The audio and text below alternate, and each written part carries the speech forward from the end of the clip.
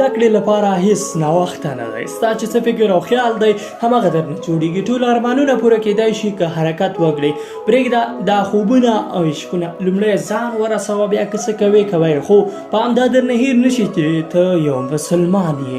که نن او سبا کوي هیڅکله به هغه سبا رانشي چې ته یې د خپل پرمختګ لومړی ورځ ګڼې.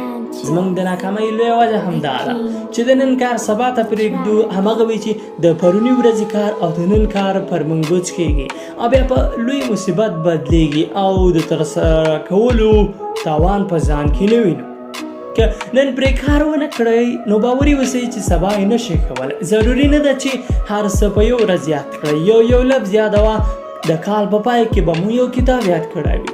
هېڅوک هم تر اوسه پورې په یو ورځ کې پروفیسر یا ډاکټر شوی نه ده او هم لکه ستا او زما غوندې په تدریجي ډول سره مخ ته تللی دي او د منصب ته رسېدلي.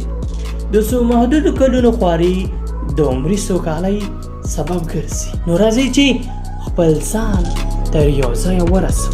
که په دې ویډیو کومه غلطي ګورئ پلیز کمنټ کې ضرور